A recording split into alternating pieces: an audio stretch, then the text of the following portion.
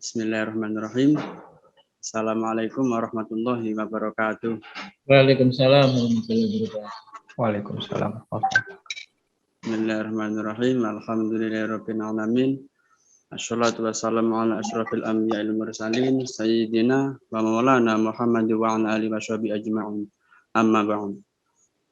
Kepada yang terhormat Mas Atok selaku bisa dikatakan pembimbing dan juga Mas Syarif selaku ketua sementara, juga Mas Nurani Soti selaku penulis buku, serta kepada semua peserta yang telah mengikuti pada malam hari ini. Pertama-tama marilah kita panjatkan rasa syukur kita kehadirat Allah Subhanahu wa taala yang telah memberikan kita taufik, takdim serta inayahnya kepada kita semua sehingga kita bisa mengikuti acara pada malam hari ini dengan keadaan sehat walafiat. Amin amin ya rabbal alamin. Yang kedua kalinya, sholawat serta salam semoga tetap tercurah limpahkan kepada baginda Nabi Agung Muhammad SAW, yang mana telah memberikan kita tuntunan dari jalan kegelapan menuju jalan yang terang benderang, yakni berupa adil selamal iman. Yang ketiga kalinya, di sini saya selaku Master of Ceremony izinkan memperkenalkan diri. Saya atas nama Muhammad Abdul Aziz dari Jombang yang telah dipilih oleh beberapa anggota untuk belajar menjadi Master of Ceremony yang membimbing atau memandu acara dari awal hingga selesainya nanti. Sebelum acara kita mulai, nanti acara akan kita laksanakan dengan pembukaan, yang kedua yakni pembacaan puisi yang akan dibacakan oleh Mas Mufid Adiansah.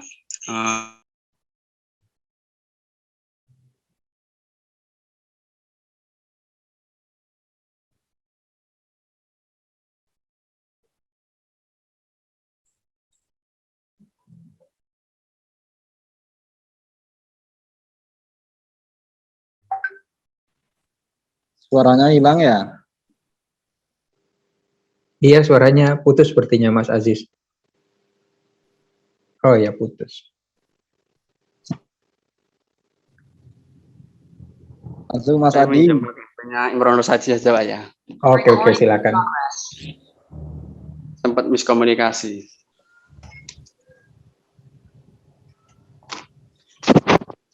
Lanjut Mas. Acara selanjutnya yakni pembacaan puisi yang akan disampaikan oleh Mas Mufid Adiansah selaku aktivis dari IAIN Kediri. Silakan Mas Mufid. Nama saya Mufid Adiansah, biasa dipanggil sapaan Adi. Kalau dari moderator aktivis ya, ya udahlah. Mungkin ini saya akan langsung saja ya. Saya akan membacakan dua puisi. Yang pertama ini puisi saya sendiri, dan yang kedua saya mengambil puisinya Roko Prijanto. Judulnya tentang seseorang. Kalau teman-teman yang pernah menonton film Ada Apa Dengan Cinta, mungkin film tahun 2000-an, mungkin di dalamnya kan sosok cinta itu pernah melantunkan puisi ini ke depan pacarnya, yaitu Rangga. Langsung saja, mungkin yang puisi pertama, yang judulnya tentang kepastian jawaban. Puisi ini saya tulis pada tahun 2019 September, tanggal 24 September 2019. Sebenarnya saya sendiri bukan terlalu banyak tentang mengerti puisi ataupun sastra. Cuma ini saya juga puisi ini saya buat mungkin ada kelirunya ada kontradiksi atau salah kata pun saya juga masih belajar. Intinya seperti itu. Mungkin langsung saya bacakan saja. 24 September 2019, judul Kepastian Jawaban, karya saya sendiri. Padamu ku berkata, padamu ku mengadu, padamu ku penat. Kau tahu, Dalam suka, sepi. Dalam duka, sunyi. Dengan mentari, panas. Dengan rembulan, dingin. Lalu, lari kemana lagi? Rasa-rasanya, tak ada lagi tempat. Tak ada lagi obat. Tak ada lagi. Tak ada. Hanya penat, sunyi, sepi menemaniku. Apakah kau mau menjawab? Segudang pertanyaanku. Apakah kau mau bersamaku dalam nyala redupku? Hadirku, hadirmu. Tanyaku, jawabmu. Makna segala jawabmu, kepastian jawaban yang mampu menjawab kegelisahan relung hati. Terima kasih. Itu yang puisi pertama, ya karangan saya sendiri. Untuk yang kedua, puisi dari Roko Prijanto atau puisi dari film Ada Apa Dengan Cinta. Itu judulnya tentang seseorang. Tentang seseorang, karya Roko Prijanto.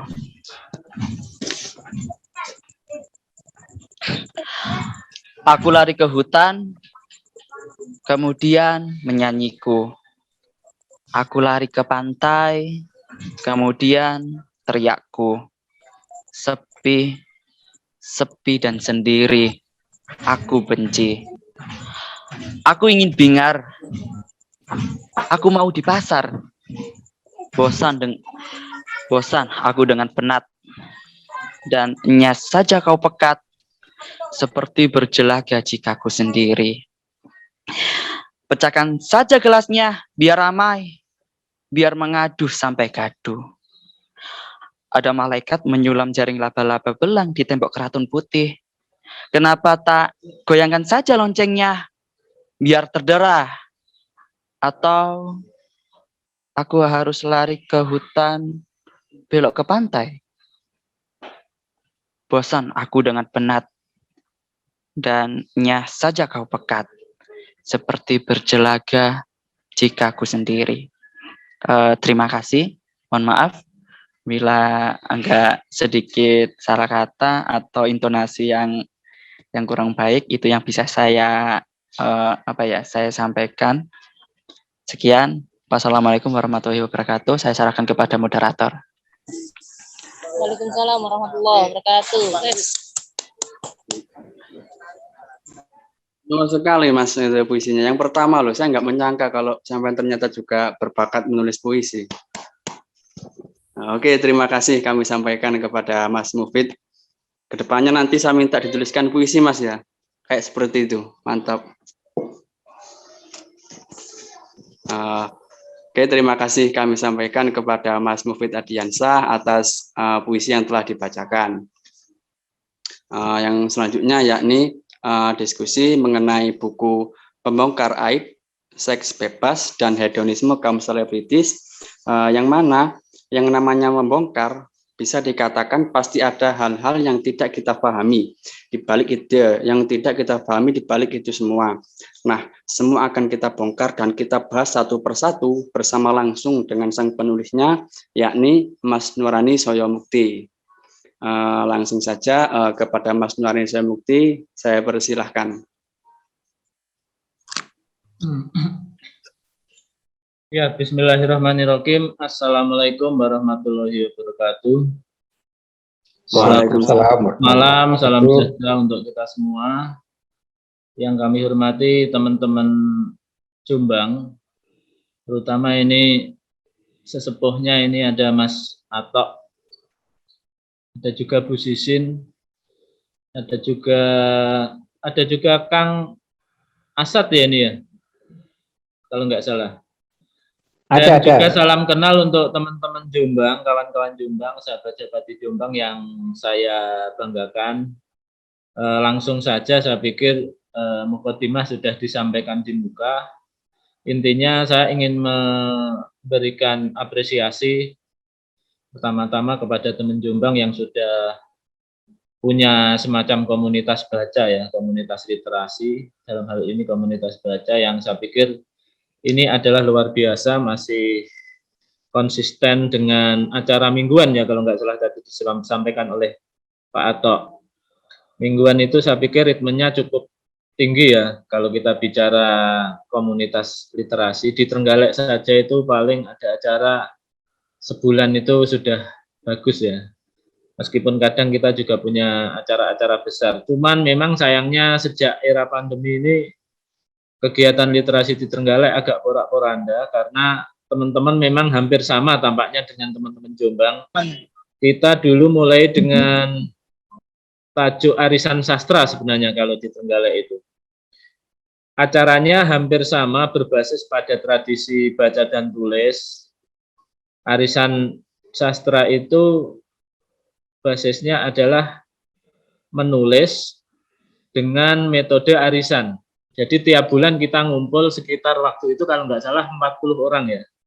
Termasuk Pak Suripto, Ketua KPU Trenggalek waktu itu, ada juga Pak Wakil Bupati, Pak Masud Ismail, ada juga teman-teman guru, mahasiswa, pelajar, dan siapapun yang bergabung waktu itu tiap kumpul itu kita arisan 10.000, yang dapat arisan, kalau di sini istilahnya motel ya, dapat arisan di kopiok itu, kemudian uang diserahkan ke dia. Nah, yang motel ini, yang dapat giliran dapat uang ini, bulan depan itu harus mempresentasikan karyanya, entah itu puisi, cerpen, atau apapun. Kita tidak membatasi tulisan yang fiksi atau sastra, tapi tulisan non-fiksi pun kita terima. Nah, dari situ kemudian acara itu jadi semacam bengkel gitu ya. Jadi dari karya yang ditampilkan itu nanti akan dibedah bareng-bareng, dicari sisi-sisi mana yang kira-kira baik untuk diteruskan. Diskusi buku biasanya ada hal-hal yang bisa dibahas, apakah itu proses kreatifnya ataupun sisi-sisi tematiknya. Mungkin saya nanti akan bicara lebih banyak terkait sisi-sisi tematik saja ya, karena ini adalah sebuah kajian budaya atau kajian sosial budaya. Dan saya akan menyampaikan beberapa hal terkait buku ini. Pertama, atau apakah saya bisa menyampaikan lewat screen? Bisa nggak saya pakai screen? Bisa, Mas. Bisa ya? Langsung ya? Screen ya? Seminar apa? Umum? Iya. Sebenarnya buka buku. Bisa, Mas. Dari sini saja saya pikir. Iya, bisa. Harus disable pada screen sharing. Oke.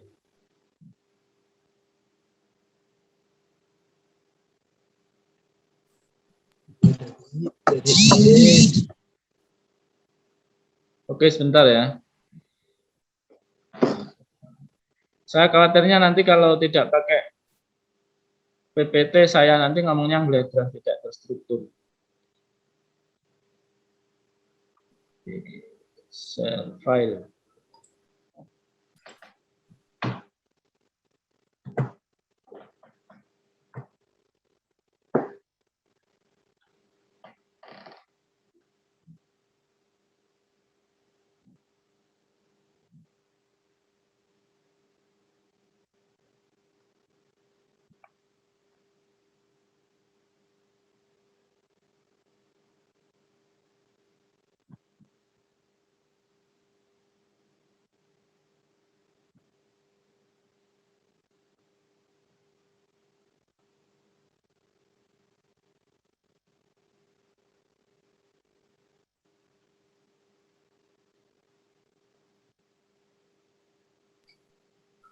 Wah, tampaknya saya gaptek ini. Oke, saya pikir nggak usah saya tampilkan, saya biar memandu PowerPoint ini dari sini saja ya.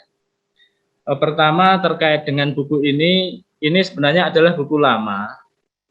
Karena kemarin ketika Pak Atok mencoba untuk menjawil saya terkait diskusi buku ini, Pak Atok, saya sampaikan kepada beliau bahwa buku-buku saya itu adalah buku lama karena belakangan saya tidak begitu produktif. Masa produktif saya itu antara tahun 96 sampai 2010 lah kira-kira, atau 2012. Paling produktif itu 2008. Jadi 1 tahun waktu itu ada 10 buku ya. Meskipun tulisan-tulisannya sudah saya tulis sejak lama, bahkan sejak kuliah. Jadi ada file-file yang berserakan di komputer, di laptop, kemudian file-file itu saya kumpulkan. Itu jadi beberapa buku ya. Dan mungkin buku yang saya tulis sebagian di kuliah itu, atau saya sudah lulus, tetapi mungkin ada beberapa tambahan terkait dengan perspektif teoritik. Karena di buku ini saya sebenarnya ingin menyampaikan perspektif terkait sosiologi ya. Jadi sebenarnya posisi selebritis itu ada di posisi mana dalam struktur sosial. Dan sebenarnya buku yang diterbitkan kemudian oleh penerbit, ini sebenarnya secara judul pertama ingin saya sampaikan, ini tidak sama dengan yang saya tawarkan. Biasalah. Namanya penerbit pasti punya keinginan untuk menampilkan cover buku dengan judul yang menarik sehingga dia bisa laku ya bukunya. Dan mungkin saya juga tidak puas dengan judul itu karena sebenarnya yang saya tawarkan itu judulnya adalah humanisasi artis selebritis. Karena yang ingin saya angkat di sini adalah artis-artis selebritis yang punya peran humanis gitu ya. Kenapa demikian? Karena biasanya atau di kalangan masyarakat umumnya, artis selebritis itu kan pasti dikenal sebagai sosok pertama itu citranya pasti nyantai, kaya, dan tidak begitu banyak punya analisa ya dalam rangka menyikapi isu-isu atau ketika mereka ada masalah pun biasanya kita lihat kasus-kasus yang mereka timpa di gosip, di infotainment, kemudian diwawancarai, jawabannya kan pasti sekenanya ya. Misalnya, alhamdulillah ya, ini mungkin takdir Tuhan, dan lain-lain. Artinya dari situ kita melihat citra selebritis itu ternyata adalah bukan sosok yang oleh masyarakat, mungkin saya sendiri sebagai bagian dari masyarakat atau mungkin teman-teman saya itu sosok yang tidak mengajak kita untuk berpikir gitu. Apalagi kalau kita bicara tentang produk-produk kebudayaan yang dihasilkan oleh kaum selebritis, artis selebritis ini melalui media populer. Itu yang kemudian membuat saya ingin menunjukkan bahwa ternyata begitu saya itu di Jakarta ya, jadi ini sebenarnya ada persentuhan pengalaman. Ketika di 2006 saya itu waktu itu di Jember, kemudian ditarik di Jakarta oleh teman-teman disuruh membantu kegiatan di organisasi katakanlah begitu ya di Jakarta. Ternyata setelah saya amati ada semacam perubahan cara pandang yang ada pada diri saya. Yang awalnya memandang bahwa artis selebritis ini semacam segmen sosial yang hanya membantu masyarakat kapitalisme dalam rangka melanggengkan strukturnya melalui produksi-produksi pikiran, ucapan maupun posisi mereka sebagai katakanlah penghibur atau mungkin bintang iklan yang hanya mengajak kita hanya untuk beli dan beli gitu ya. Ternyata begitu saya sampai di sana itu saya terkaget. Misalnya ketika kami ikut aksi Kamisan, itu ternyata ada Dian Sastro gitu ya, selain Ratna Sarumpait. Terus ketika kami cangkruk di Taman Ismail Marzuki, Cikini, Menteng, itu di sana juga ada banyak, yang paling sering itu waktu itu Mbah Surip ya, karena beliau memang banyak di sana. Tapi juga ada misalnya artis-artis kayak Rieke Diah Pitaloka. Terus begitu kami masuk dalam organisasi, ternyata dalam aksi-aksi merespon isu-isu nasional maupun isu-isu yang sifatnya moralistik, itu juga banyak sekali artis-artis. Misalnya kalau isu moralistik itu isu misalnya menolak rancangan undang-undang anti pornografi dan porno aksi. Itu hampir semua artis waktu itu turun ke jalan. Jadi posisinya menolak rancangan undang-undang itu. Mungkin ya dalam posisi mereka sebagai sebuah atau kalangan yang ingin ruang-ruang kebebasan untuk berekspresi. Saya pikir dengan adanya undang-undang itu bagi mereka dianggap sebagai cara untuk memasung kebebasan mereka, atau mungkin undang-undang itu dimaknai sebagai sebuah produk hukum yang secara pemaknaan terhadap seksualitas maupun tubuh itu berbeda, yang sifatnya sangat moralis dan berbasis pada pandangan-pandangan yang sifatnya sara gitu ya. Mungkin dianggap dari perspektif satu agama, sementara melihat bahwa Indonesia ini milik semuanya. Nah, itu sebenarnya ingin saya sampaikan. Tapi sebenarnya ada juga kajian-kajian yang menurut saya sudah saya baca sejak saya kuliah gitu ya. Kalau kita kuliah di FISIP itu waktu itu kan memang kita mengenal teori-teori kritis gitu ya, teori-teori sosial yang beraliran kalau bahasa yang terkenal itu neo-Marxis ya, dari mazhab Frankfurt. Itu kan kebanyakan adalah kajian-kajian kebudayaan yang kemudian bicara banyak terkait tentang budaya massa, terutama budaya tonton, media yang dominan, di mana media ini dianggap sebagai sebuah alat untuk memproduksi ideologi yang kemudian menghegemoni masyarakat. Artinya gini, dari sisi misalnya literasi saja ya, literasi kita itu miskin salah satunya karena menurut saya kita itu miskin kosakata. Kenapa? Karena ada dominasi ideologi melalui persebaran bahasa dan kosakata. Nah, teman-teman yang konsen di bidang literasi, saya pikir isu ini menjadi menarik karena kita bergerak di bidang literasi itu salah satu basisnya adalah literasi dasar baca tulis ya. Dan ini masyarakat kita sangat lemah, terbukti dari penelitian yang kita sudah bisa baca sendiri ya, penelitian tingkat internasional misalnya sejauh mana budaya baca kita. Tapi kalau kita lihat di sekitar kita sendiri, memang menurut saya dominasi gaya hidup, terutama cara berpikir dan gaya bicara artis selebritis itu cukup dominan. Efeknya apa kira-kira? Efeknya adalah kemiskinan kosakata. Bayangkan, kosakata itu adalah cara kita untuk masuk ke dunia yang begitu luas. Setiap kosakata yang kita terima itu adalah pintu masuk untuk menjelaskan dunia, baik itu misalnya kosakata kata benda abstrak maupun kata benda konkret.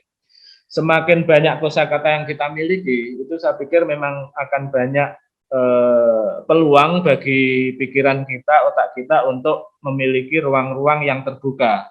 Istilahnya adalah creative imagination itu ya, imajinasi kreatif. Dan selain itu, mohon maaf, produk budaya yang dihasilkan oleh artis selebritis ini yang paling dekat dengan kita, saya pikir adalah lagu-lagu ya. Siapa sih orang yang tidak mengenal lagu atau musik? Musik itu saya pikir adalah produk kesenian yang paling dekat dengan kita. Karena kalau menurut Plato kalau nggak salah, seni itu adalah mimesis gitu ya. Mimesis itu adalah tiruan. Salah satu tiruan yang paling nyata itu adalah bunyi-bunyi. Tiruan-tiruan alam itu sudah ditiru melalui sebuah produk budaya yang dalam peran lagu dan musik. Nah, lagu ini saya pikir adalah alat dominasi yang luar biasa. Halo. Lagu ini menjadi pemroduksi kata-kata melalui lirik-lirik.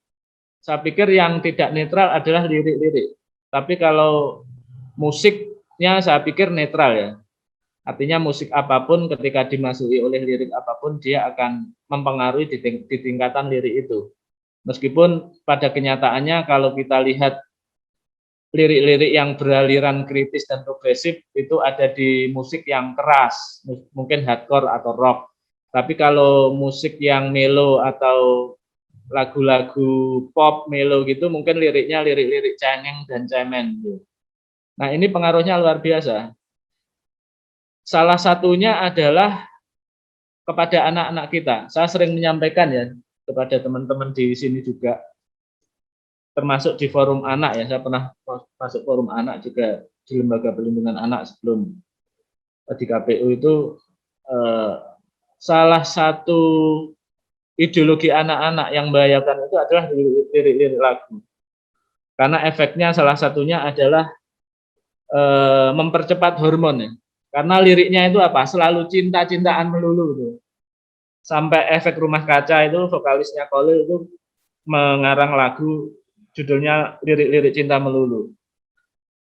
Lirik-lirik cinta yang tersebar itu akhirnya membuat cara pandang masyarakat generasi muda, remaja itu memahami bahwa cinta itu ya seperti yang kemudian dikonsepsikan oleh lagu-lagu. Cinta itu ya aku memujamu, aku bersedih gitu ya. Jadi temanya pasti aku cinta kamu, aku rindu, aku kangen, atau aku patah hati, aku sedih gitu ya. Dan dari sisi lirik ini ada yang kemudian ajarannya itu ya bukan untuk dirimu, juga untuk dirinya itu ya, atau lirik-lirik yang lain. Atau mungkin lirik-lirik yang bernada seksis.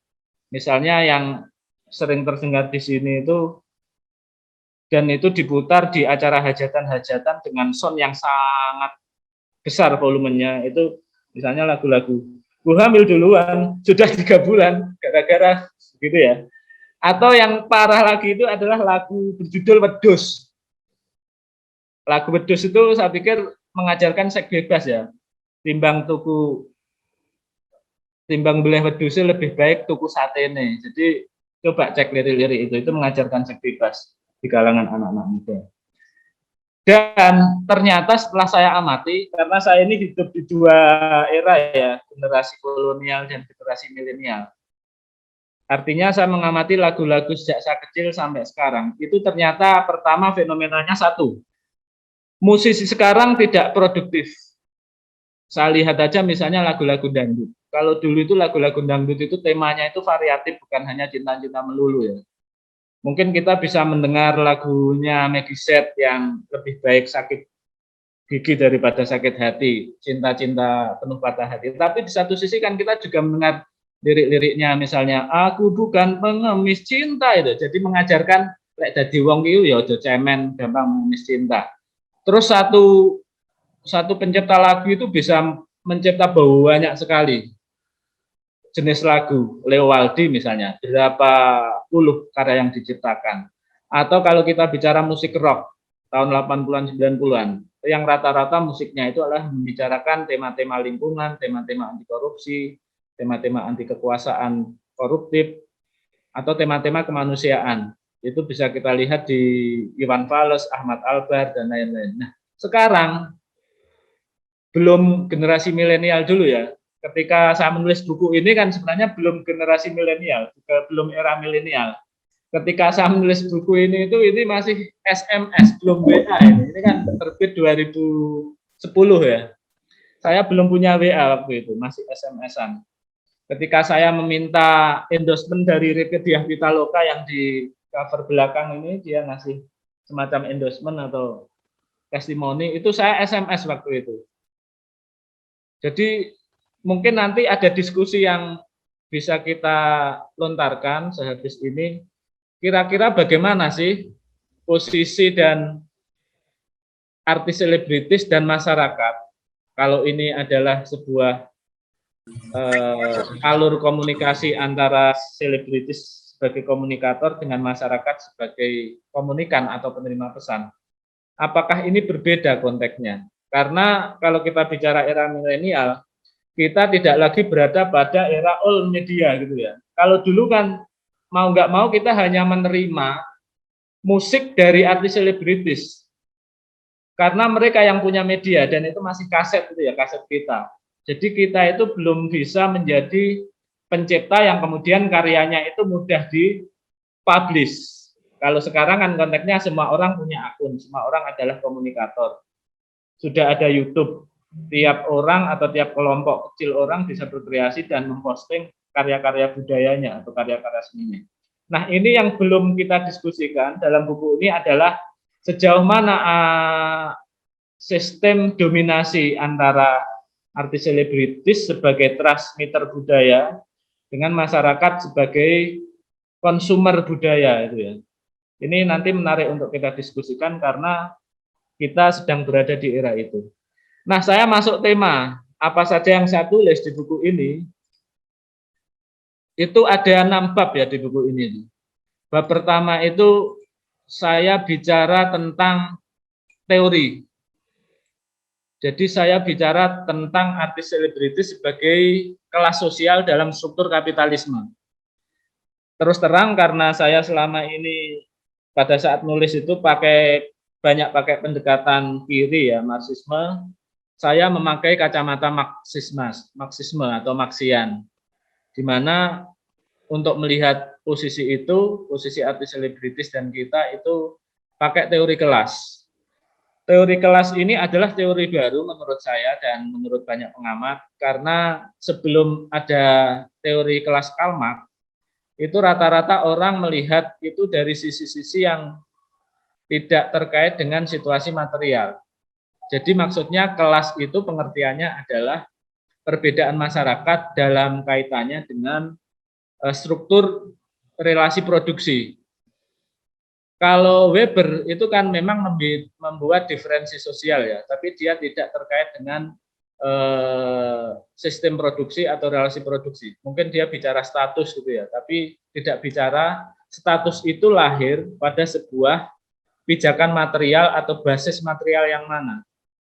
Jadi kan kalau kita bicara ini kan dalam teori Marxisme kan itu ada 2 kelas kalau dalam kapitalisme misalnya. Sebelumnya dalam perbudakan itu ada tuan dan budak.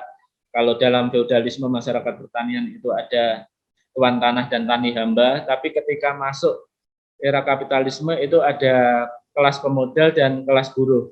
Meskipun kalau kita bicara di Indonesia, struktur kapitalisme ini perlu diskusi lebih jauh karena tidak sama dengan struktur kapitalisme di barat. Karena kita masuknya kapitalisme itu tidak lahir dari transformasi internal masyarakat, tapi dicangkokkan oleh penjajah Belanda, dalam hal ini kapitalis barat.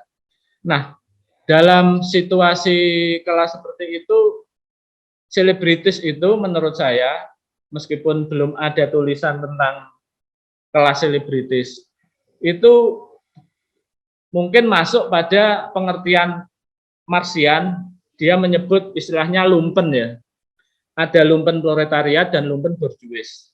Mungkin dalam istilah itu artis selebritis itu masuk kelas lumpen borjuis. Artinya gini, ada 2 kelas. Kalau pertentangan kelas kapitalis dan buruh itu kan kelas fundamental. Tapi ada kelas non fundamental di antara kelas-kelas itu yang bisa menjadi kelas perantara. Makanya kalau kita bicara kelas menengah, menurut ahli yang banyak dibicarakan, itu kan biasanya kelas antara 2 kelas itu tadi.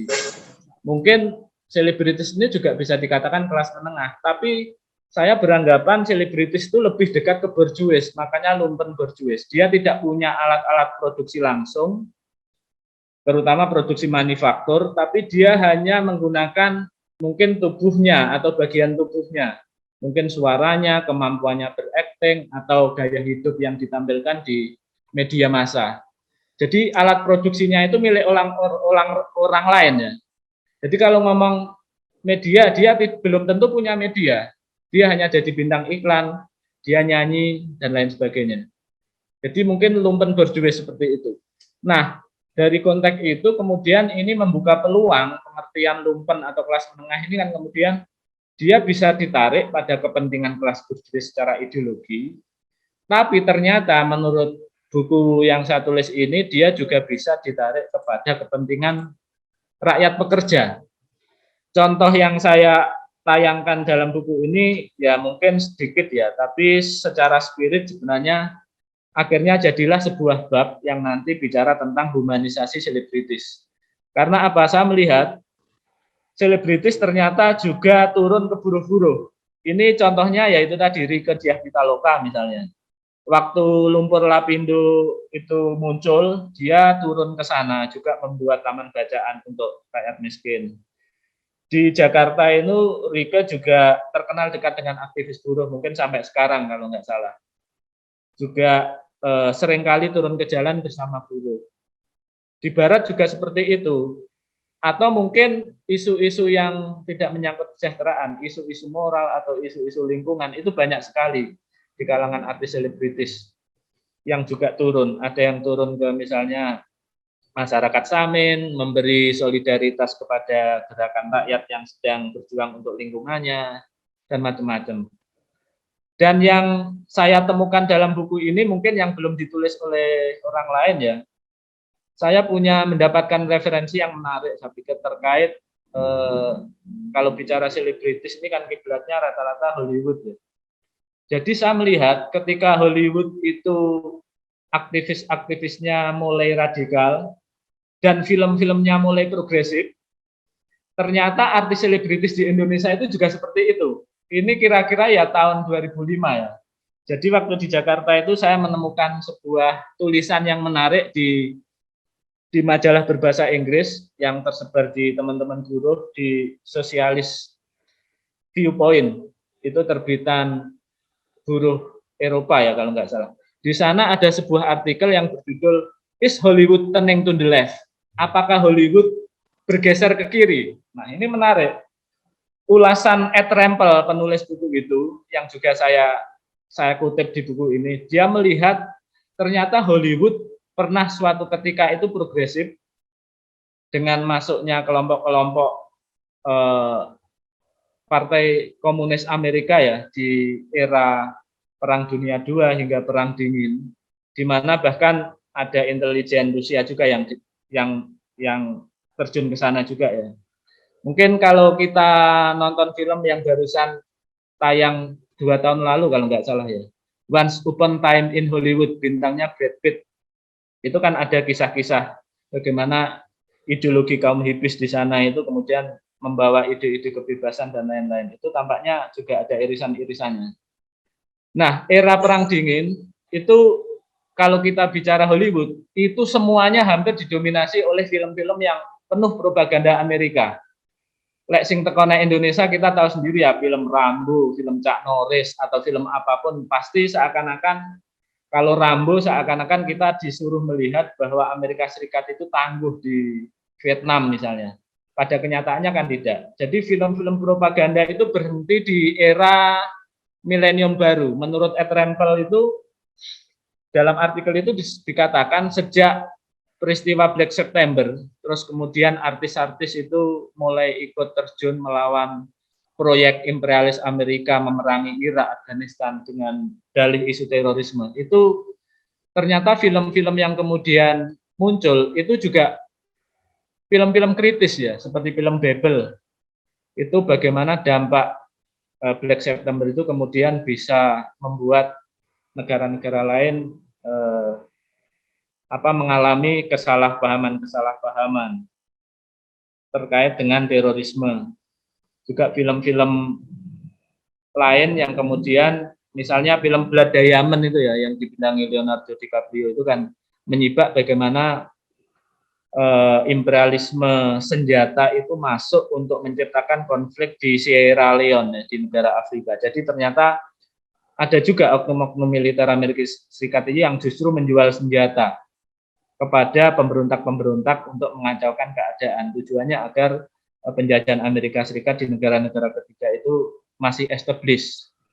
Mungkin juga ada film juga yang dibintangi Nicolas Cage itu, Raja Perang itu ya, Lord of War.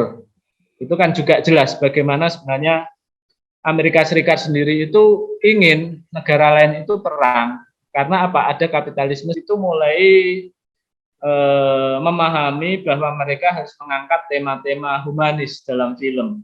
Dan film-film itu banyak sekali, saya pikir mungkin ya ke depan ini akan banyak film-film yang digarap setelah selesai pandemi mungkin. Karena pandemi itu tampaknya ini sebagian kota masih belum bisa melihat bioskop. Saya nggak tahu di Jombang, di Trenggalek belum buka juga bioskopnya.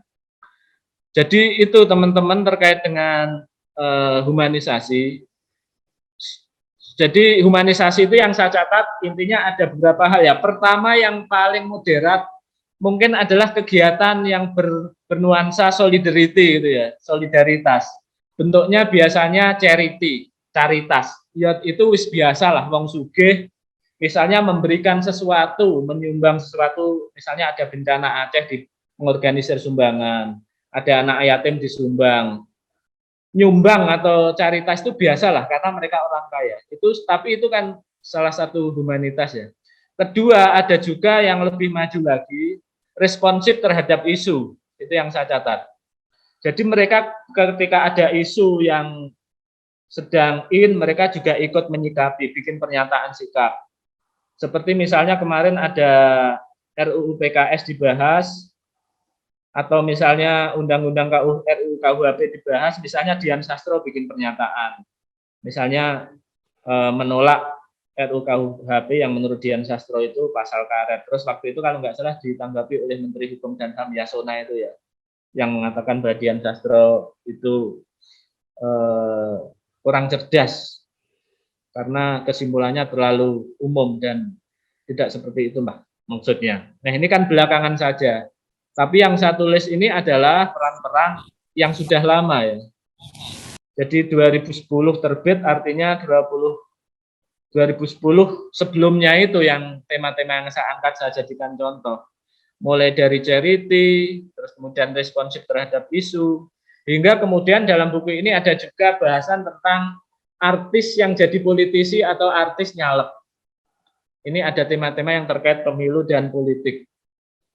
Dan itu saya pikir perlu diperdebatkan ketika kita bicara partisipasi artis di bidang sosial, budaya, dan politik itu mana yang maju dan mana yang tidak dijadikan inspirasi, saya pikir ini perlu didiskusikan. Karena ada juga sih yang sebatas gerak-gerak gitu ya. Pernah misalnya maju tapi kemudian tidak konsisten, itu ada juga. Misalnya kemudian pernah aktif di organisasi gerakan, pernah terlibat aksi-aksi tapi belakangan tidak aktif. Atau mungkin ada juga artis-artis baru yang cukup responsif terhadap isu dan cukup partisipatif untuk menyikapi kebijakan-kebijakan publik. Yang terakhir kemarin saya pikir terkait dengan undang-undang Omnibus Law, undang-undang kejahatan seksual dan lain-lain itu ada ya keterlibatan mereka. Nah itu saya pikir teman-teman, jadi kalau yang saya ceritakan tadi sebenarnya adalah isi buku. Nah satu hal yang saya lupa, di bab terakhir, bab ke-6, itu judulnya waspadai budaya selebrisme di kalangan anak. Itu tadi saya sudah mencontohkan karena saya cukup prihatin ya dengan anak-anak yang menjadi konsumen budaya, sehingga kita perlu mengawal anak-anak ini dari media ya. Kalau dulu medianya televisi, sekarang kan nggak ditonton lagi. Anak-anak saya misalnya itu sudah nggak nonton televisi, yang ditonton adalah YouTube. Di rumah saya itu ada televisi tapi rusak, tidak kami perbaiki. Dan kalau kita melihat riset itu kan televisi itu sudah berkurang penontonnya. Yang meningkat adalah media sosial, dan di media sosial ini memang ada sisi demokratisnya. Karena masyarakat yang dulunya hanya sebagai ajang dominasi, sebagai komunikan atau penerima pesan, dan yang menjadi komunikator itu adalah artis selebritis, media-media old ya. Kalau media old itu kan pasti yang punya konglomerat, karena medianya pasti besar dan persebarannya luas dan menghasilkan keuntungan besar. Nah sekarang di era new media, media baru atau era milenial, ini setiap orang adalah pembuat konten, posting konten maupun penyebar konten, sehingga kemudian permasalahannya menjadi baru, tidak lagi menjadi ajang dominasi dari kalangan artis selebritis, tapi mungkin ada sisi-sisi yang bisa kita diskusikan lebih lanjut. Ya kalau pemerintah itu biasanya isunya pasti hoax dan politisasi SARA itu ya biasanya. Tapi mungkin ada hal lain, misalnya isu kesehatan. Karena kemarin tetangga saya itu ada anak yang tiba-tiba dibawa ke dokter, ternyata setelah diperiksa matanya itu, di sela-sela matanya itu seperti saraf-saraf yang keluar itu. Dan matanya daya melihatnya berkurang drastis. Dokter mengatakan, ternyata kebanyakan HP Pak ini. Itu kata dokter kepada tetangga saya. Bapaknya yang mengajak ke dokter, ngeri karena di Trenggalek itu ternyata anak tersebut itu hari-harinya itu tinggal bersama mbahnya ya dan bapaknya karena ibunya menjadi buruh migran di Hong Kong. Sementara bapaknya hampir tiap hari itu di kebunnya letaknya di hutan. Istilahnya di sana alas goplan. Dan jarang mendampingi anak, yang mendampingi adalah mbahnya dan dia tidak peduli. Biasanya kan kita kalau ada anak supaya tidak rewel kan kita kasih HP ya. Dan rata-rata orang tua sekarang tantangannya adalah itu. Jadi HP itu adalah yang saya alami sendiri juga menjadi kendala bagi perkembangan anak saya. Ada reaksi misalnya dari orang tua, sebagian kecil tapi, yang tidak memperbolehkan sama sekali anak memegang HP. Tapi kalau saya kan nggak bisa ya. Saya hanya bisa mengawal, saya hanya bisa mengawasi konten-konten apa yang dilihat dan memastikan bahwa sehari penuh dia tidak bersama HP terus. Alhamdulillah mulai kemarin itu sudah tatap muka, anak-anak sudah masuk sekolah hampir full meskipun ganjil genep. Jadi ketika kami kerja di luar rumah itu anak-anak sudah safe karena di sekolah tidak boleh main HP. Jadi itu. Jadi ini efek-efek selebritisme di era milenial itu belum saya diskusikan terus terang. Itu menurut saya. Ya, saya itu aja ya. Nanti kalau saya ngomong terus tidak ada diskusi, saya pikir cukup pengantar dari saya. Intinya buku ini pertama judulnya memang saya tidak suka karena seakan-akan bicara seks kok. Memang ada satu bab tentang seks. Karena pintu masuknya ini di kata pengantar saya bicara waktu itu kasusnya Ariel, Luna Maya dan Cutari ya kalau nggak salah. Makanya kemudian di sini membongkar aib seks bebas dan hedonisme kaum selebritis, pilihannya ada dua. Pilihan jalan meluna atau merike. Kemarin ada yang tanya, meluna dan merike itu maksudnya apa, Mas? Meluna itu memilih Luna Maya atau memilih Rieke Diah Pitaloka. Karena dua tokoh ini yang memang menjadi highlight saya ya untuk contoh-contoh itu. Antara mendikotomikan antara selebritis yang liberal sama selebritis yang agak kerakyatan gitu lah, atau mungkin kerakyatan juga itu. Nah, tapi ketika dijadikan judul ini aneh itu ya. Seharusnya cukup humanisme kaum selebritis itu saja sudah cukup. Mungkin itu teman-teman. Silahkan kalau ada yang mau ditanyakan, saya kembalikan kepada moderator. Sekian dari saya, mohon maaf jika ada kekurangan. Selanjutnya saya serahkan kepada forum. Wassalamualaikum warahmatullahi wabarakatuh. Waalaikumsalam warahmatullahi wabarakatuh. Alhamdulillahirabbil alamin ya. Banyak sekali yang disampaikan tadi dan sampai saya bingung yang akan saya rangkum. Saya ingin mengajukan pertanyaan, Pak ya. Begini, Pak. Dari banyak sekali yang Bapak sampaikan, dari pengamatan Bapak mengenai lagu-lagu sekarang yang mengacu ke seks bebas dan juga mengenai humanisasi, dan tanpa kita ketahui ternyata buku ini Bapak terbitkan di tahun 2010. Nah, di tahun 2010 itu saya masih kalau tidak salah. Nah, seperti biasanya setiap penulis pasti ingin menyampaikan amanat yang akan diberikan kepada pembaca. Nah, kira-kira amanat berupa apa ya yang Bapak sampaikan kepada saya selaku anak milenial zaman sekarang yang saya tidak hidup di zaman old dahulu, gitu Pak ya? Ya langsung ya.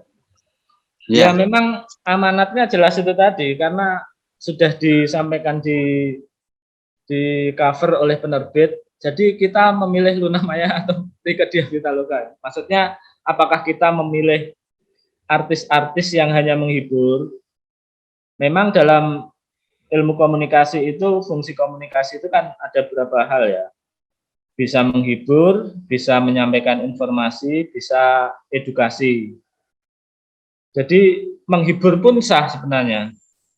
Buktinya kita juga butuh hiburan ya, butuh hiburan lagu-lagu, butuh hiburan film, butuh hiburan berita, butuh hiburan macam-macam ya, terutama kesenian.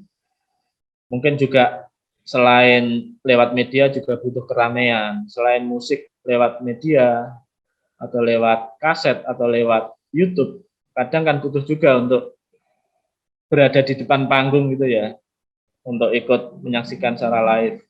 Itu kan kebutuhan manusia untuk membuat dirinya senang atau bahagia, atau mungkin hiburan itu salah satunya selain tujuan untuk membahagiakan juga untuk mengusir kesumpekan atau kesepian ketika kita ada masalah dan lain-lain.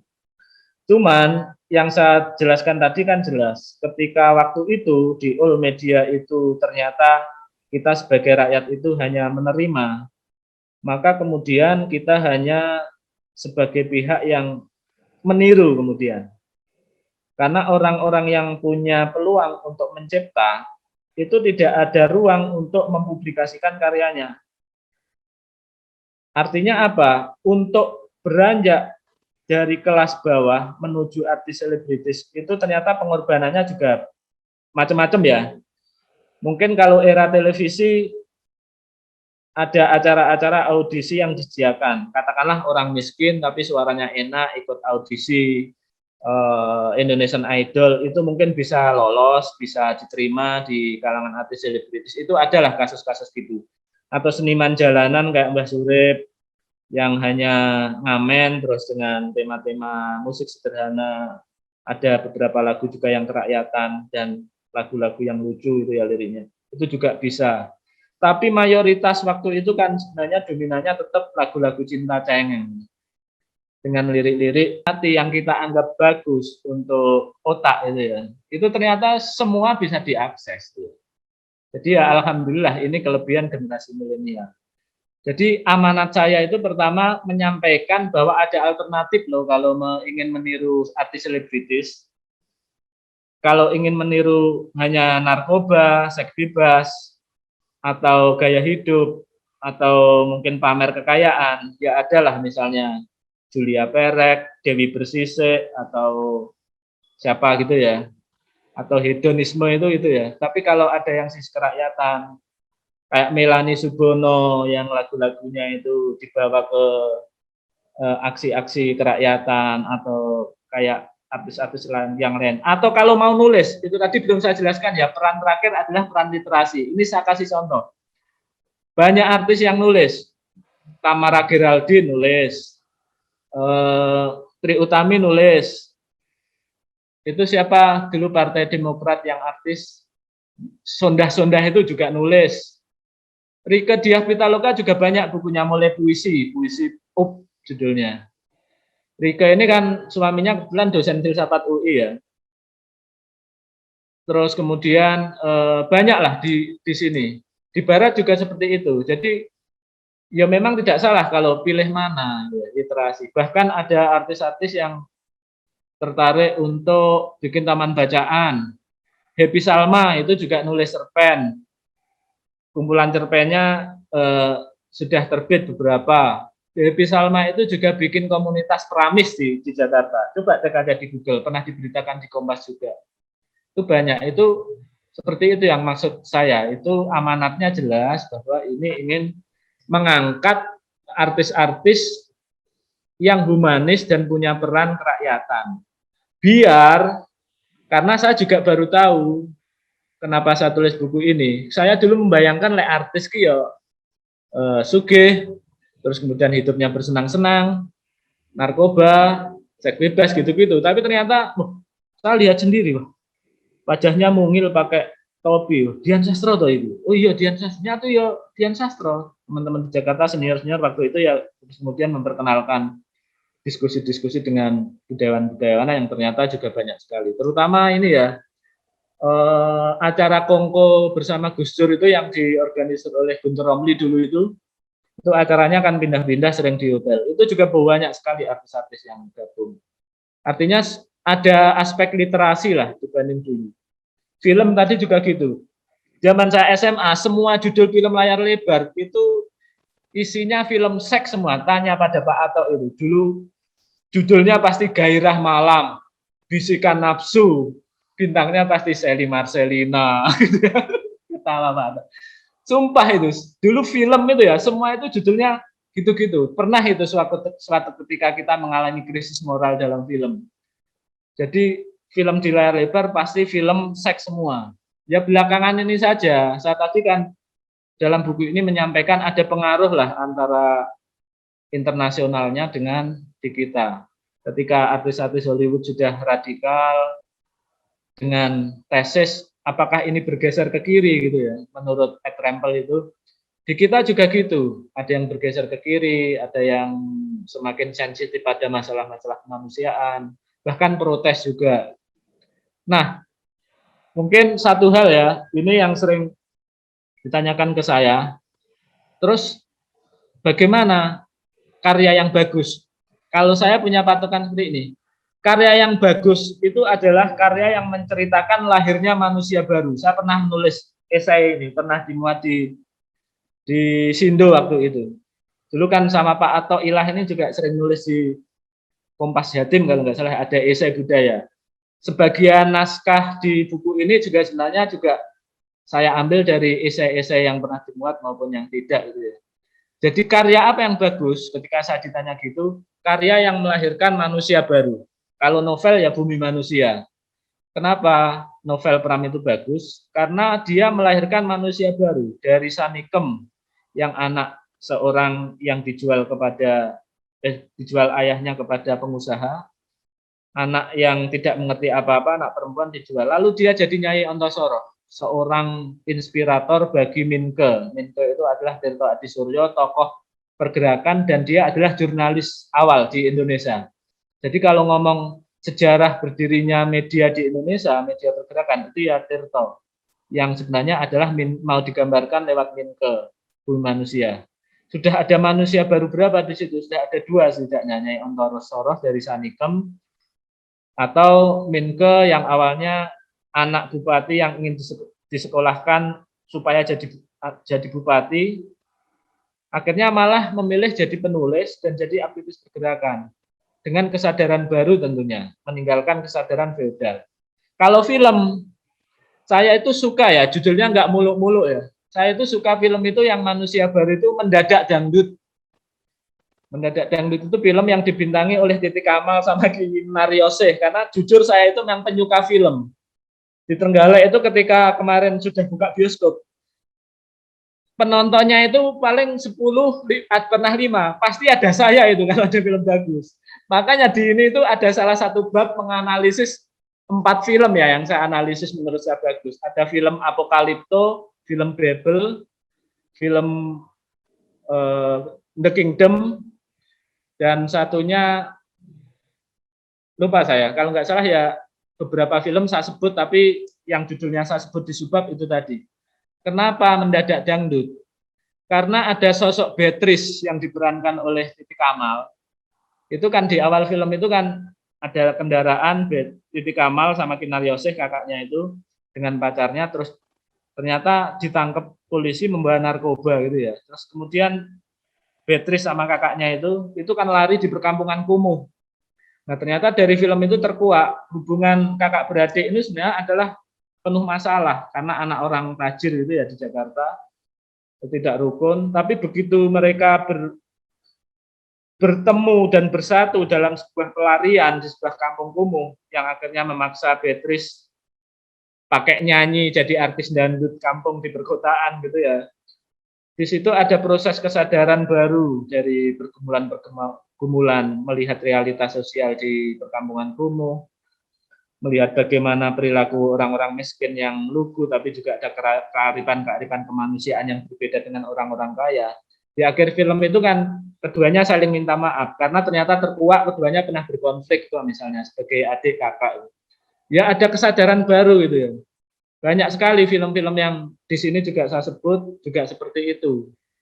Atau novel-novel dan lain sebagainya. Jadi amanatnya itu yang mau saya angkat. Jadi manusia baru dalam sebuah karya, termasuk kalau lagu-lagu ya, kalau lagu itu yang puitis itu ya. Karena apa? Lirik-lirik lagu sekarang itu jelek banget dibanding lagu-lagu dulu. Lagu-lagu dangdut zaman saya kecil itu jujur sangat puitis. Nyastra, sekarang apa loh? Jangan-jangan kau menolak cintaku gitu ya. Atau apa gitu ya. hamil duluan sudah 3 bulan. Kalau dulu kan masih ada Dewa gitu ya. Dewa itu puitis liriknya. Mungkin peralihan dari lagu yang awalnya puitis, kerakyatan ke yang sekarang gitu. Itu kan setidaknya yang tertinggal terakhir itu Padi sama Sheila on Seven itu. Itu meskipun lagu cinta-cintaan tapi juga ada 1-2 lagu yang tidak cinta-cintaan dan lirik-liriknya memang puitis saya akui.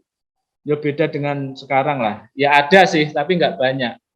Lagian musisi sekarang kan cuma sedikit. Apalagi di era sebelum milenial kemarin. Alhamdulillah era milenial lagu-lagu ini bisa tampil. Misalnya yang saya suka itu Payung Teduh itu ya. Atau sekarang Pusakata itu sudah bubar. Itu kan lagunya semuanya puitis, memadukan antara lagu keroncong, musik keroncong, jazz, dan mungkin rock jadi satu ya. Itu hampir semua liriknya puitis dan enak didengar. Tapi untuk lagu-lagu lain, saya pikir dominasi terakhir adalah lagu-lagu TikTok ya. Jadi anak-anak kecil, kalau contohnya tentu anak saya pasti hafalnya lagu dari TikTok. Bukan dari TV karena nggak lihat TV, bukan dari YouTube. Karena kalau di YouTube, anak saya pada kenyataannya selain game, itu yang dilihat itu kalau anak saya yang pertama itu senengannya militer pas melihat perang-perangan gitu ya. Jadi dia hafal jenis senjata apa itu di dunia hafal. Itu anak saya yang kelas 3. Saya sendiri malah nggak ngerti. Ya saya takut juga nanti anak saya jadi teroris gitu. Tapi mudah-mudahan enggak lah. Setidaknya tidak ada konten-konten negatif yang kemudian dikonsumsi oleh anak-anak kita dan tetap kita kawal. Saya pikir itu amanatnya sudah jelas, itu tadi sudah saya sampaikan juga. Terima kasih. Oke, terima kasih kembali saya sampaikan. Untuk selanjutnya yakni sesi tanya jawab yang akan ditanyakan oleh para audien. Mungkin ada yang ditanyakan, dipersilahkan. Silahkan raise hand terlebih dahulu. Ya silakan. Atau mungkin menambahkan ya, Anda harus bertanya kok, silahkan. Ya mengkritik juga nggak apa-apa karena saya di sini kan bukan kebenaran tunggal. Saya menulis itu sudah the author is dead, sudah mati dan jadi buku. Tapi karena belum baca bukunya, mungkin yang belum baca saya tadi menyampaikan seperti itu juga bisa dilihat sebagai sebuah tag yang bisa dikritisi gitu ya.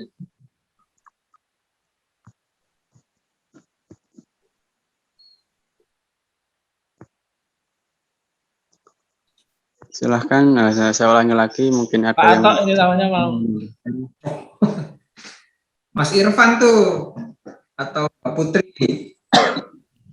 Monggo teman-teman. Saya butuh kritik sebenarnya atau apa gitulah.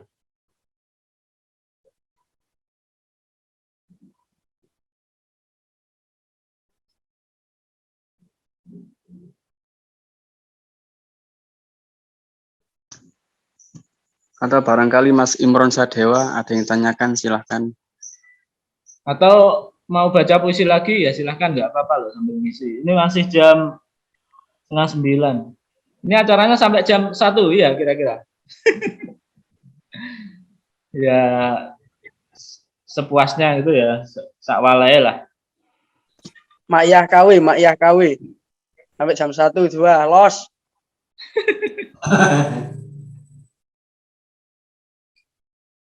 Mas Irfan tuh. Ya Mas.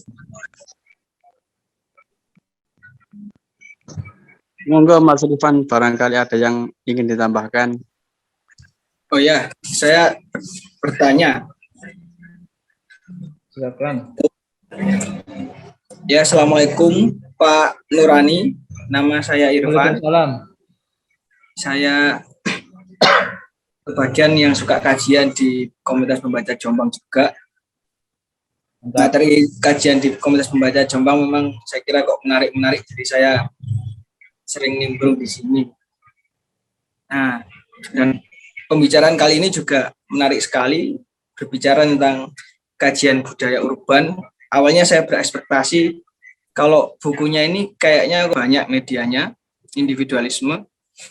Nah, yang juga didorong oleh persaingan pasar bebas antar startup sosial media, baik itu TikTok, YouTube, bahkan game sekalian, yang lambat laun juga ternyata menjadi jembatan antara yang tua dan yang muda. Jadi pergaulan itu tidak lagi sedramatis zaman-zaman dahulu. Misal kita ketika sama orang tua itu kayak misal ada ininya, lama-kelamaan sosial media ini menjadi jembatan di mana anak-anak muda itu merasa dirinya terwakili di wilayah sosial. Individualisme itu semakin menjadi-jadi gitu. Efeknya ya ujaran-ujaran yang dikemukakan Bapak tadi tidak hanya dipromosikan oleh televisi, tapi juga dipromosikan oleh semua medium. Bahkan itu berkembang ujarannya. Tidak hanya maju mundur cantik, bahkan sekarang itu ada ujaran mesuh itu banyak. Bapak bisa tanya Mas Aziz itu yang pemain Free Fire itu, atau pemain Mobile Legend itu ujaran-ujarannya wah itu bahkan identik dengan alat-alat kelamin. Kalau Bapak nih, misal ada pemain Mobile Legend, kalau saya juga suka Mobile Legend ya. Itu artis-artisnya itu sengaja memakai nama yang berkaitan dengan tindakan yang tidak serono. Jadi namanya itu singkatan dari kegiatan masturbasi. Dan itu diakses oleh anak-anak. Jadi luas sekali dan individualisme ini sudah mengakar bahkan kira-kira sampai batin masyarakat itu. Maksudnya sampai batin masyarakat itu dalam bang itu tentang savage generation gitu. Generasi yang biadab kedepannya itu lahir dari watak-watak individualisme.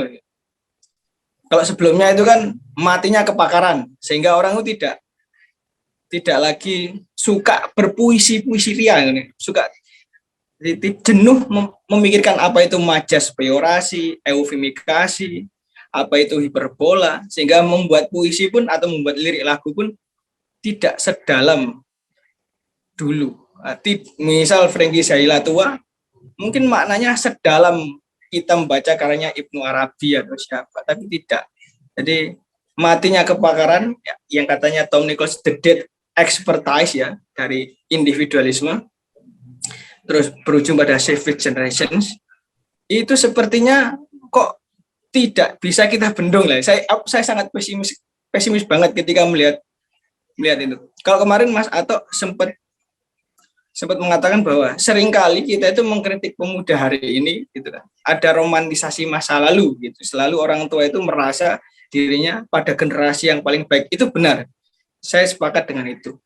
Tapi ketika menginjak era TikTok ya, atau era 2015-16 ke atas itu kok saya, wah kayaknya memang biadab ini generasi kayak itu tadi, apalagi kalau dilihat itunya. Jadi bahkan tesis-tesis humanisme itu cuman sekedar lorong sempit dari relung hati manusia yang nantinya akan diselamatkan sama Imam Mahdi. Saya rasa kok begitu. itu makanya yang lebih penting daripada mengutuk itu sebenarnya Mas. Seringkali kan kalau kajian sejarah itu selalu berbicara tentang jiwa zaman. Mungkin kita bisa pakai dialektikanya Marxis bahwa kita harus berada pada posisi yang tegas untuk memberikan antitesa kepada tesa yang sudah berlaku supaya terjadi dialektika sehingga muncul satu tesis-tesis yang baru untuk membentuk satu masyarakat yang humanis misalnya. Nah, tapi rasa-rasanya yang membuat antitesa itu kok enggak bisa, ini generasi yang mengki gitu loh. Saya itu sudah enggak. Nah itu apakah memang dengan ansih kita ini meninggalkan vulgarisme, saya sebut saja vulgarisme atau selebritisme itu sedikit banyak bisa membentuk masyarakat yang baik. Atau jangan-jangan sebenarnya solusinya itu kita nyepi aja di desa, kita membentuk masyarakat kita sendiri supaya tidak terpengaruh, kita ukep bisa kayak masyarakat cipta gelar gitu. Atau begini, kota ini kan kayak apa sih pertarungan ini? Kalau kajian kritis dulu di era-era mazhab Frankfurt baru, ruang publiknya Jurgen Habermas itu ya ini ruang yang setara. Semua bisa main Mobile Legends, tapi atau anak-anak dibuatkan semacam apa begitu, hero-nya itu namanya Marxis atau gimana atau apa begitu. Itu jadi itu sepertinya piye Pak, aku gak ngerti solusinya. Aku dulu pernah bilang sama teman-teman, gimana kalau kita mendatangkan Nabi Muhammad aja kayaknya. Tapi kayaknya kasihan juga Nabi Muhammad. Saya kira itu bukan ini sepertinya pesimisme ya, tapi sebenarnya itu jangan-jangan saya itu pesimisme saya juga salah. Karena sepertinya kalau saya keliling di desa-desa kayaknya kok kegelisahan tentang humanisme, tentang kenakalan masyarakat kota itu sepertinya tidak terjadi di desa-desa saya. Meskipun ya itu terjadi tapi tidak sampai mempengaruhi batinnya. Masih ada yang tahlilan, masih ada, mungkin itu 20%-nya saja. Tapi kalau saya melihat masyarakat kota itu pesimis banget.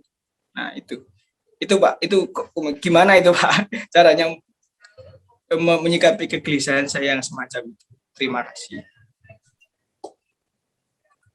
Langsung ya. Ya, ini Irfan luar biasa ini analisanya. Ngomongnya juga banyak ya. Terbiasa kajian pas ini. Kuliah ya, Van? Masih kuliah Pak. Di jurusan apa? Sejarah Pak. Oh alah. Oke. Saya tadi mendengarkan banyak hal yang dibicarakan ya, tapi arahnya memang tidak mengerucut pada pertanyaan tentang apa, tapi ada ungkapan yang berkali-kali disampaikan, misalnya kudu piye, pesimis dan lain sebagainya. Saya pikir gini aja lah. Gitu Pak.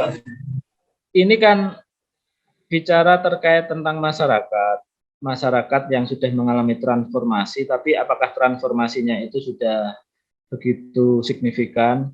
Kan kita tadi bicara misalnya kalau bicara terkait media saja, media itu kan hanya salah satu alat produksi yang belum menjelaskan alat-alat produksi yang dominan di masyarakat. Jadi alat-alat produksi yang dominan itu tentu saja kalau ngomong kapitalisme kan adalah modal. Apakah sudah ada transformasi kepemilikan alat-alat produksi kan belum juga. Artinya coba lihat aja, kalau ngomong media contohnya, begitu tiba di era milenial, memang terbitan-terbitan besar, media-media besar itu kan mulai banyak yang tidak baca, banyak yang tidak nonton. Tetapi mereka juga beralih kepada media-media baru juga. Lihat saja, semua koran ya ada websitenya sekarang. Semua televisi juga ada YouTube-nya sebagian gitu ya. Artinya apa? Di sini dari sisi media memang sudah demokratis. Tetapi ingat bahwa konglomerasi media itu juga masih belum bergeser ke arah media yang berpihak pada masyarakat. Artinya kita bicara bahwa kalau ngomong perubahan ya nggak usah pesimis, yang perubahan gitu ya waduh. Artinya kita masih sejak kapan sih era baru ini? Ini kan ini 2010. Kira-kira 2016 seingat saya atau 2015 itu saya punya mengenal WA itu. Memang ini ada sisi-sisi negatif dan ada sisi positif. Sisi positifnya adalah demokratisasi komunikasi ya. Artinya kita juga bisa bisa jadi komunikator, tidak hanya sekedar penerima pesan yang harus menerima apa yang mereka sampaikan. Sisi negatifnya kan gini kemudian, apakah ketika masyarakat sudah punya kewenangan untuk membuat konten dan menyebarkannya, itu apakah kita itu sudah cukup produktif? Ini saya selalu pakai analisa kekuatan produktif. Tadi kan yang mau disampaikan adalah masyarakat milenial adalah masyarakat informasi. Konon kabarnya ada istilah disrupsi. Jadi disrupsi itu beranggapan bahwa akan ada banyak orang-orang yang menjadi startup yang akan bisa naik menjadi pengusaha-pengusaha yang nanti kemudian tidak hanya terpusat pada kepemilikannya di orang-orang tertentu. Tapi kan ketika kita bicara basisnya adalah produksi, apakah kita sudah berproduksi? Apakah kita hanya jadi reseller? Pertanyaannya. Jadi yang dimaksud disrupsi itu di kita itu saya lihat kok kabeh itu pengen jadi reseller, kabeh ingin menjual produk orang lain. Makanya basis produksi ini loh yang penting. Makanya kita bicara konten-konten misalnya. Konten-konten yang kemudian diminati, ya tentu saja harus konten-konten yang bagus. Apakah selama ini yang diminati adalah yang bagus kan belum tentu juga. Oke lah, misalnya tadi di chat Bu Sisin juga ngomong musik genre folk yang hit Payung Teduh Bandanera. Itu kan kalau tadi kita kembali pada kualitas musik kan memang berkualitas. Tapi apakah orang-orang desa kenal itu? Kan enggak juga. Orang-orang desa sekarang itu yang dihafal itu musik TikTok. Wis to ora nek liyane. Apa musik TikTok sing ketoke terkenal? Lek anakku awal-awal mulai mengenal HP mbiyen ya lagu-lagunya apa itu? Lagu-lagu techno itu. Dan sekarang kan pasti ya TikTok itu diiringi dengan goyang-goyang. Jadi kemudian begitu ada demokrasi media, orang-orang bebas posting, ternyata yang diposting juga hal-hal yang remeh. Cantik-cantikan atau seksi-seksian, terus kemudian juga egal-egal atau mesam-mesem ketap-ketip ala TikTok dengan diiringi musik, musiknya juga musik orang lain, kan seperti itu. Jadi menurut saya ini basis produksi itu yang diperbuat, caranya adalah bagaimana kita membangun karakter produktif. Saya pikir literasi ini memberi jalan ya, karena literasi ini memberi dorongan bagi orang untuk berpikir. Berpikir adalah pilar untuk kreativitas. Sehingga kemudian ini harus dipertahankan. Jadi jenengan jangan pesimis, jenengan sudah melakukan, sudah jadi aktor, sudah jadi subjek. Lek ngomong pesimis itu ya orang sampean ono diskusi ini juga berusaha mempertahankan. Kita kan berusaha mempertahankan komunitas produktif yang mencoba untuk membuat orang berpikir. Itu sudah salah satu peran yang bisa membuat kita bermakna. Jadi pesimisme jenengan tadi saya pikir pesimisme pura-pura, sampean yo yakin bahwa jenengan bisa menjelaskan sesuatu. Jenengan juga percaya bahwa di desa juga masih ada kearifan-kearifan yang itu nanti ketika diangkat dan terus dipupuk, saya pikir juga akan ada perubahan ya, meskipun tidak langsung progresif atau radikal. Kan banyak hal yang kemudian sudah oleh baik negara maupun oleh komunitas-komunitas sudah bisa dijawab. Misalnya ngomong desa ya sudah ada dana desa, itu dimanfaatkan juga bisa. Persoalannya lek awake pesimis ya terok disonggonku sadurunge tak omongi kan Karang Taruna mati. Kata mereka hidup enggan mati tak mau. Tapi bocah nom-nom panggah rasan-rasan, panggah gegojekan nek grup WA tidak terjadi apa-apa. Tak usulno. Yo lek ngono iku dikomunikasikan karo desa. Karang Taruna itu lembaga yang dilegitimasi oleh Undang-Undang Desa, salah satu lembaga kemasyarakatan desa yang harus ada dan pasti ada anggarannya. Yaitu kesempatan. Jadi peluang-peluang untuk anak muda itu saya pikir luar biasa sekarang itu. Baik itu kalau ngomong pemerintah, jangan jauh-jauh, di desa saja. Di desa itu kalau misalnya memanfaatkan YouTube untuk mengangkat kearifan-kearifan, keindahan-keindahan atau sisi-sisi produktif, atau untuk menyebarkan gagasan-gagasan kreatif, saya pikir itu sudah terjadi di beberapa tempat dan tinggal kita memaksimalkannya saja. Kalau desa kita belum ke arah sana ya mangri anak-anak muda itu kembali ke desa. Dan kalau jenengan tadi ngomong ke desa yo kalau tahlilan kan yo itu saya pikir tradisi yang kuat yang masih akan terus bertahan. Di kampung saya saja, di RT saya aja tiap minggu sekali ada 2 tahlilan, ibu-ibu sama bapak-bapak. Saya pikir jangan khawatir kalau itu akan tergerus itu masih anu lah. Cuman kan berdoa saja juga tidak cukup, gitu ya. Berdoa terus pulang nggak menghasilkan apa-apa, juga harus didorong komunitas-komunitas di akar rumput ini supaya bicara hal-hal yang maju, bicara kepentingan-kepentingan mereka, bicara anak-anak mudanya seperti apa. Misalnya di lingkungan saya itu anak-anak mudanya kemarin dihebohkan oleh double L, pil koplo. Ya ini masalah, ada masalah jalan, ada masalah lingkungan, macam-macam. Jadi sebenarnya kalau mau berperan itu luar biasa. Nah, satu hal terkait tentang konten-konten lagu ya. Konten-konten lagu itu kalau misalnya tadi saya menyampaikan liriknya kok masih seperti itu, kurang puitis. Sebenarnya juga sudah ada terobosan-terobosan. Misalnya kami di sini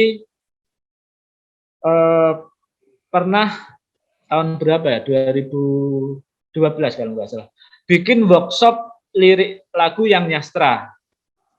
Apa latar belakangnya? Karena lirik-lirik lagu yang lahir tidak nyastra, lirik-lirik lagu yang lahir cenderung seksis, cenderung bias gender, atau cenderung hanya cemen. Maka solusinya apa? Kita bikin workshop, kita masuk ruang-ruang kreatif itu, untuk masuk ya kita sisipi dengan piye carane ngene, piye carane ngene. Itu ada teknis-teknisnya yang bisa kita ajarkan. Ini kan literasi gitu ya.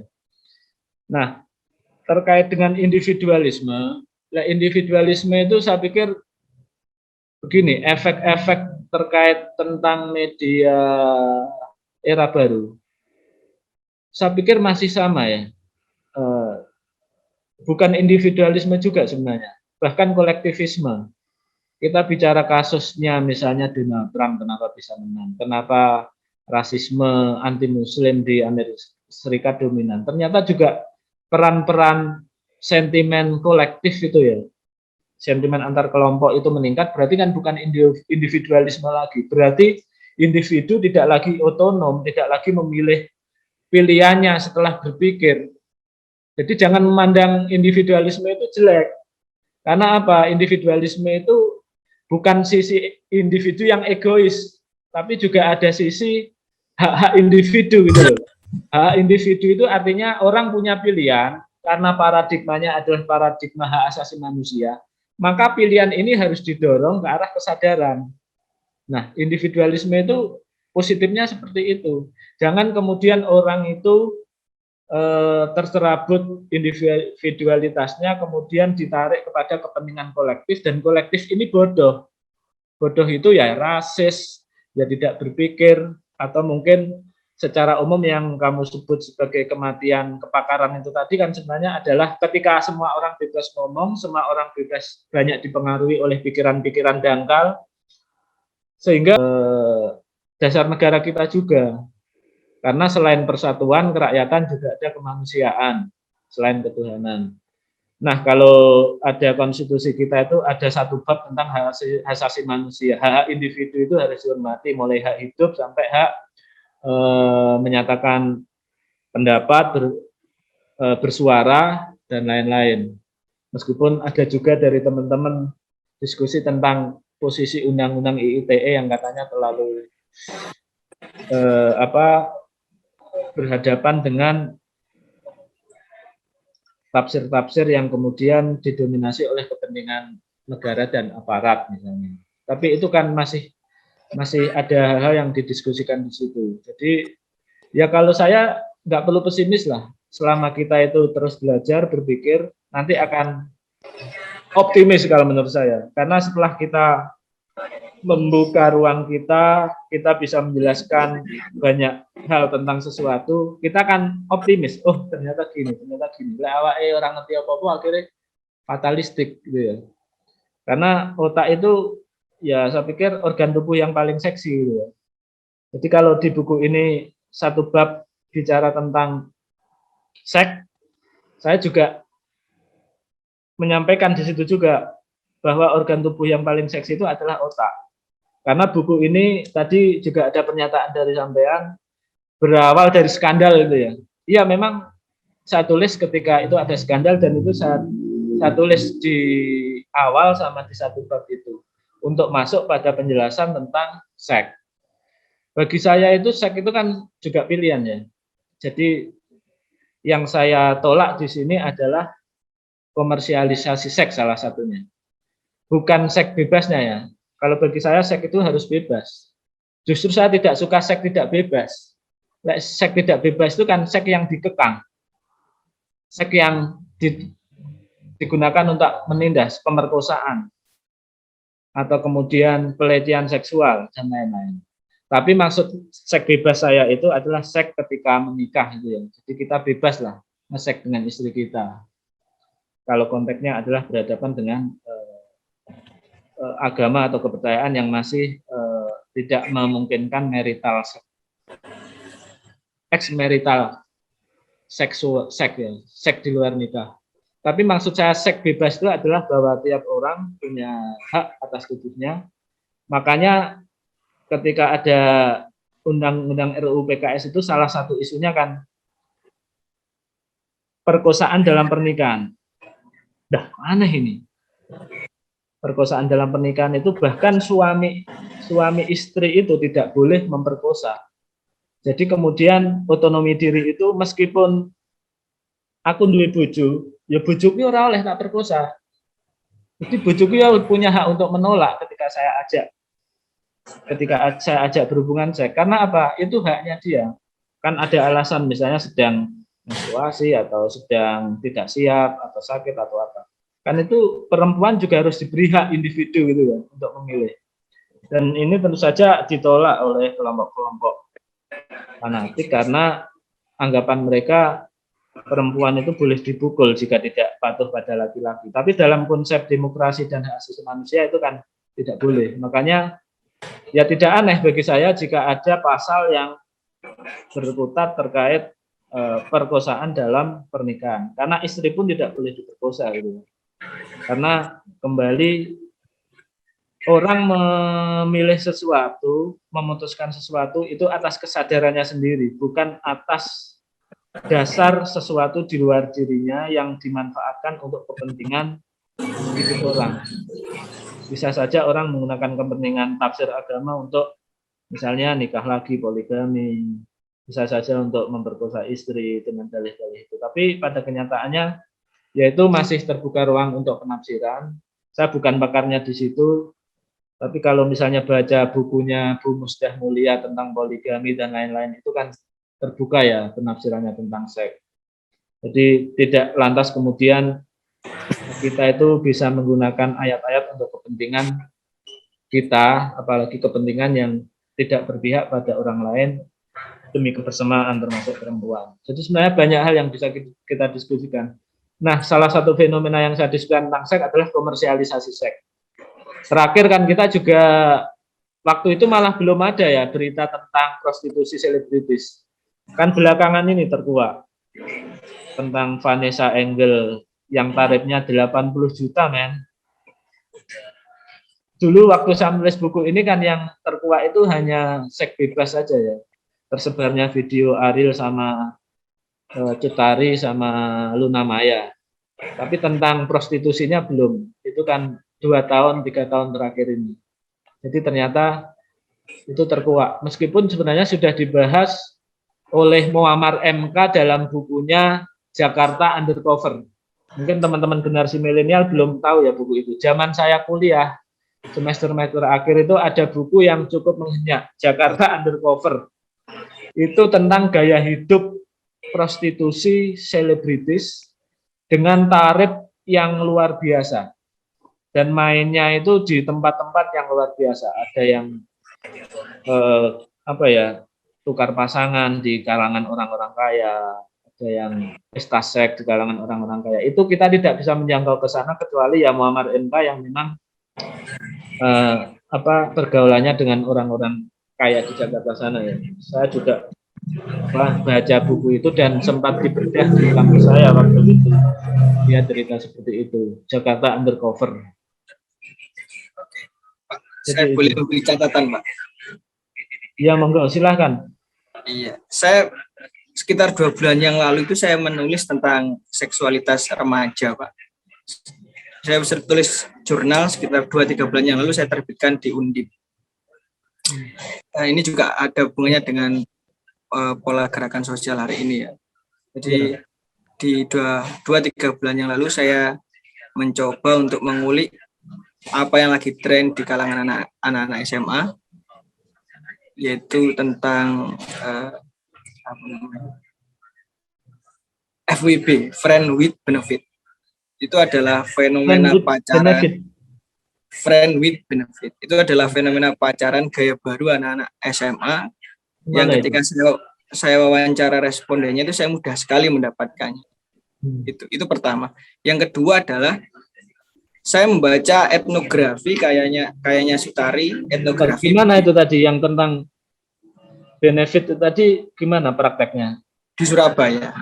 Prakteknya gimana itu? Bentuk di Surabaya atau relasinya di kota. Kalau Bapak klik FWB.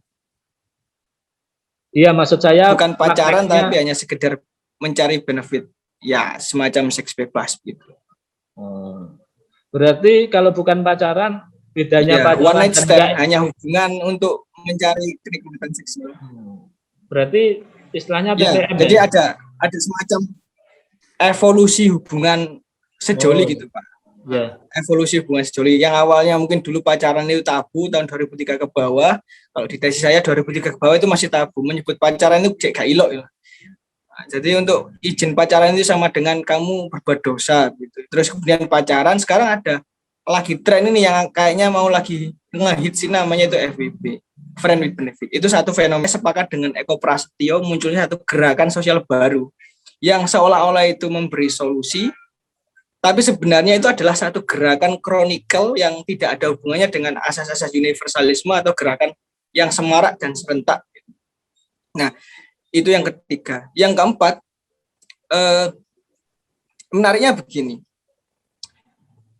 Semua kajian tentang evolusi masyarakat menuju yang amoral yang saya sebut tadi, itu berangkat dari kegagalan mendiskusikan falsafah atau tidak clear dalam mendiskusikan apa makna kebebasan. Ada yang memaknai sebebas-bebasnya, ada yang memaknai terbatas dan lain sebagainya, ada yang harusnya diserahkan dan lain sebagainya. Terus juga kegagalan memahami apa yang disebut sebagai mode of consumption, kalau katanya Flickers itu ya. Jadi selain moda produksi juga ada model konsumsi. Nah, maksud saya pesimis itu dalam pengertian ketika melihat masyarakat kota, tentu ada satu harapan untuk kembali ke desa. Makanya intelektualisme itu akhir-akhir ini mengarah pada seksisme yang semacam itu, baik seksisme pada wilayah metodologi barat maupun apa dan lain sebagainya. Akhirnya saya membuat bahwa anak-anak muda hari ini kalau sudah membuka HP sudah nggak bisa lolos. Itu menurut saya secara insinuatif. Jadi kalau ingin lolos ya ini kembali ke desa, bermain HP di desa, ya seperti saran Bapak tadi. Itu sekedar catatan, tidak dalam rangka mengkritik tapi sebenarnya ingin menebali aja. Terima kasih Pak. Ya, berarti hubungan tadi tidak pacaran ya, hanya sekedar suka sama suka gitu ya. Jadi apa bedanya pacaran dengan enggak? Kalau pacaran itu kan biasanya ya diaku pacar, jadi ada semacam komitmen lah. Terus itu kayak ada semacam segregasi istilah gitu loh Pak. Awalnya kan taruh mungkin ya, atau ada weton gitu ya. Terus pacaran tidak lagi ada aspek intimasi yang atau kalau pacaran kan ada 3 ya, passionate, terus intimate sama komitmen. Nah, dia tidak membutuhkan ketiga ini, tapi dia kemudian langsung bicara tentang seksualitas. Mungkin kedepannya ada istilah baru lagi, bukan FWB. Apa begitu? Misal, kalau ada segmentasi orang berhubungan seks hanya melalui lubang tertentu, misal begitu. Ada segmentasi. Ya, artinya secara praktek yang mau kamu tonjolkan itu kan itu sisi seksnya lah, hubungan seksnya. Ya, dan itu kayaknya dalam penelitian saya kayaknya udah menjelaskan. Kayaknya itu komentar saya Pak. Mungkin kurang lebihnya bisa dikomentarin nanti, nggak apa-apa. Kalau misalnya orang berhubungan seks tanpa ada komitmen, tanpa ada pernyataan pacar, dan itu sebenarnya sudah bukan hal baru ya, itu dimungkinkan terjadi dimanapun. Artinya kita akan bicara terkait tentang kesadaran. Kesadaran itu lahir dari sosialisasi lingkungan atau enggak. Di Trenggalek itu di sebuah kecamatan Munjungan, waktu saya masih aktif di lembaga perlindungan anak, anak-anak SD itu juga melakukan hubungan seks kelas 6 sama kelas 5, dan itu ditangani oleh dinas sosial dan lembaga perlindungan anak. Nah, kami kan tidak tahu apakah mereka itu awalnya itu seperti pacaran atau enggak. Tapi kalau ngomong gaya hidup di masyarakat perkotaan, seperti yang kamu sampaikan tadi, mungkin kita harus melihat basis sosialnya. Yang melakukan itu anak-anak orang kaya, anak-anak orang biasa, atau anak-anak yang secara ekonomi bagaimana. Karena kan biasanya seseorang ingin melakukan seks bebas, itu pasti berpikir dulu, apakah pilihannya ini tidak akan berkonsekuensi, karena konsekuensi dari melakukan hubungan seks itu kalau misalnya tidak dipakai istilahnya agar tidak hamil, itu kan tentu konsekuensinya kan hamil. Jadi kok gampang banget itu loh melakukan hubungan seks. Artinya dalam kehidupan sehari-hari mereka pasti punya lingkungan yang memang sudah terbiasa dengan kegiatan-kegiatan seksualitas seperti itu, dan mereka juga menganggap biasa misalnya seks for fun, atau kemudian ada cara-cara agar tidak hamil itu sudah ada akses gitu ya, terutama ya ada obat-obatan atau apa gitu. Artinya itu sebenarnya dari dulu sudah ada gitu. Cuman saya melihat ada yang pacaran, ada yang tidak juga. Di lingkungan desa pun loh ada seperti itu. Siapa bilang itu daerah perkotaan? Ada anak-anak misalnya yang ora kopen karo wong tuane, terus bergaul dengan kumpulan teman-teman laki-laki yang berbeda, terus hamil, terus kemudian ada juga yang kemudian tidak hamil, tapi kita tahu bahwa itu mereka itu melakukan ini itu. Tapi biasanya memang kalau di desa untuk kegiatan-kegiatan yang sifatnya liberal atau dianggap dalam tanda kutip melanggar norma dan susila gitu kan, biasanya langsung ada orang yang lapor dan kemudian berusaha untuk komunikasi, bahkan mungkin digerebek juga seperti itu ya. Artinya ya saya hanya bisa menyampaikan bahwa itu terkait dengan kesadaran yang dibentuk oleh lingkungan saja. Artinya bisa diatasi. Kalau orang kota, anak-anak di kota seperti itu ya saya pikir bukan fenomena baru juga menurut saya, dari dulu sudah ada. Terus terkait dengan apa tadi? Lupa aku.